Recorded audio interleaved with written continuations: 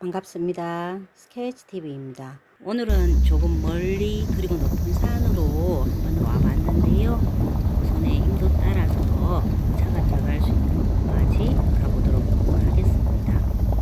인도는 생각보다 잘 닦여져 있고요. 이 길 따라 계속 가면 맞은편 마을로 내려가는 길과 연결이 됩니다. 현재 해발 600m를 넘어서고 있고요.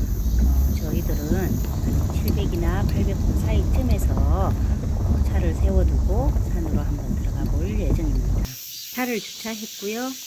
이제 천천히 걸어갈 건데 제가 팔을 다쳤기 때문에 산행도 그 다음에 영상 촬영도 힘들기는 하지만 주변 사람들의 도움을 받아가면서 진행을 해보도록 하겠습니다. 고지가 높아서인지 그렇게 덥다고 느껴지지는 않고요. 현재 기온 28도로 표시가 되고 있네요. 우선 단풍추위 군락지를 만났고요. 생각보다 날벌레라든가 모기가 적은 것 같습니다. 아마 고지가 높아서 그렇지 않을까 생각합니다. 동작꽃이 반갑네요. 백두산에서도 만났던 적이 있는 꽃인데요. 동작꽃만 보면 백두산이 생각이 납니다.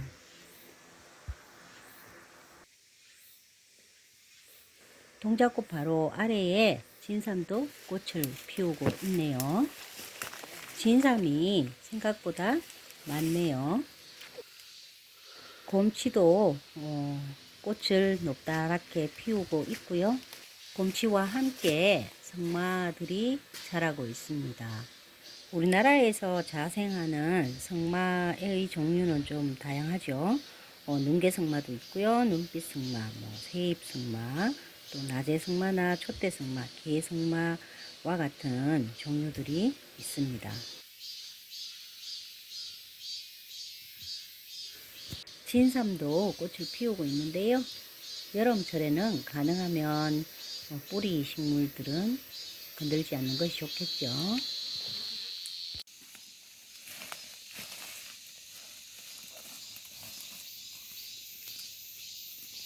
단풍치도 상당히 많이 분포되어 있음을 알 수 있습니다.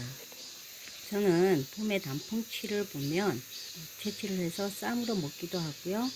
그리고 장아찌를 담아 두면 1년 내내 먹을 수 있어서 좋아합니다.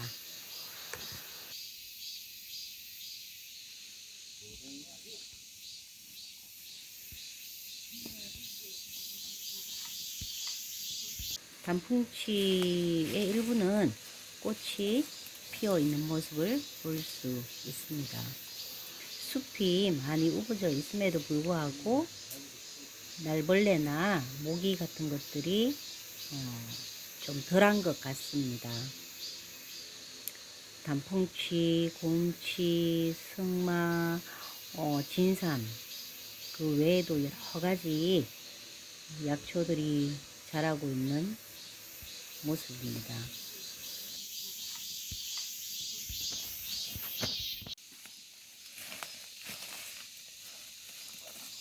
깊은 산에서만 만날 수 있는 큰 꼭두선이도 있고요.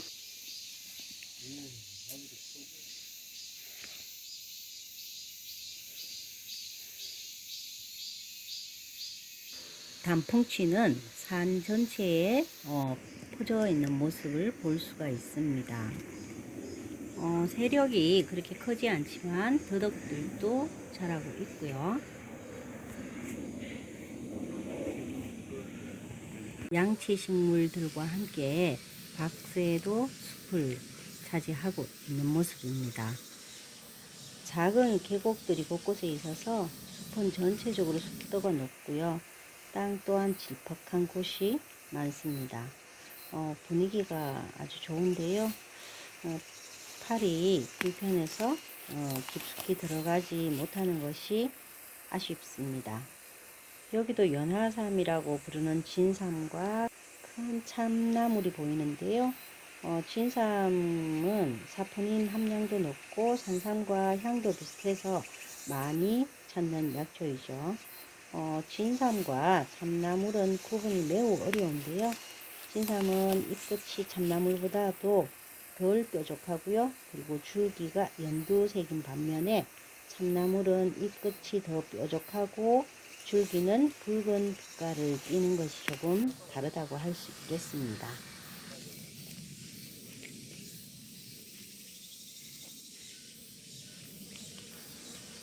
일행들이 보이지 않는데 제가 불편을 끼치는 것 같아서 마음이 무거웠는데 오히려 다행이라고 생각을 합니다. 그냥 천천히 숲을 구경하고 있고요. 가능하면 일행들과 멀어진 그 지점에서 크게 벗어나지 않고 있습니다.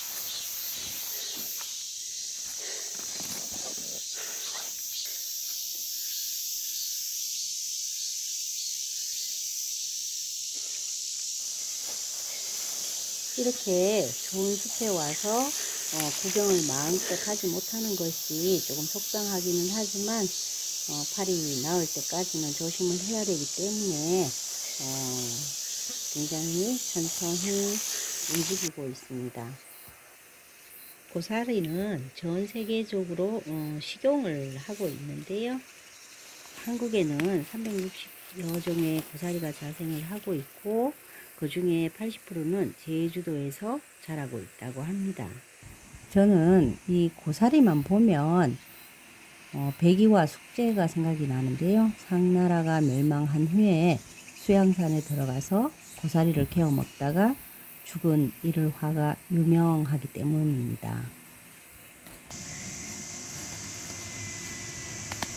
도덕이 제법 실하게 자라고 있지만 여름에는 가능하면 뿌리 식물들은 건드리지 않는 것이 좋습니다. 왜냐하면 뿌리가 텅 비어 있는 경우가 많기 때문입니다. 곰치가 제법 많은데요. 깊은 산속에서 곰이 먹는 나물이라고 해서 곰치라는 이름이 붙었다고 합니다. 여러 가지 질환에 도움이 되지만 항암 작용에 효능이 있다고 해서 곰치를 찾는 사람들이 많죠.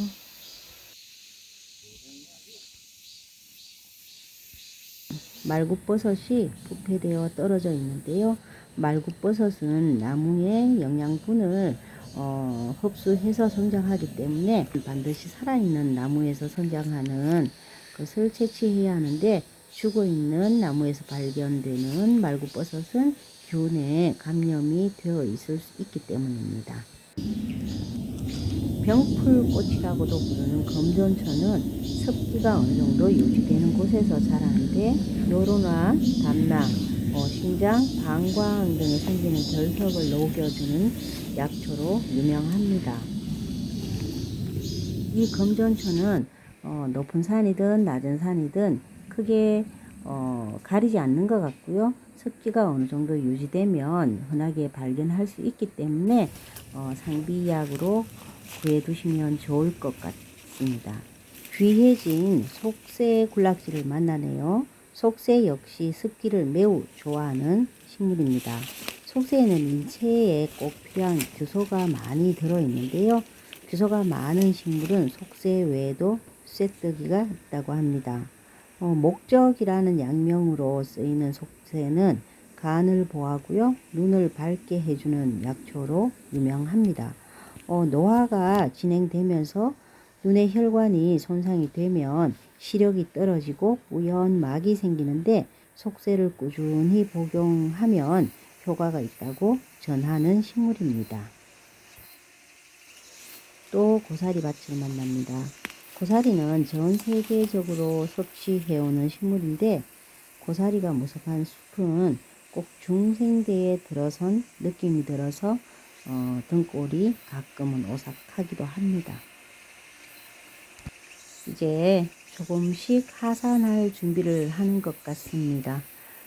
저 멀리서 일행들이 불러서 저도 이제 인도로 내려설 생각입니다. 마지막까지 단풍치를 구경합니다. 단풍치는 쌈으로 먹으면 굉장히 상큼한 맛을 주더라고요. 노균화된 버섯을 구경하고 있는데 일행들이 모두 모였습니다. 이제 하산을 하도록 하겠습니다.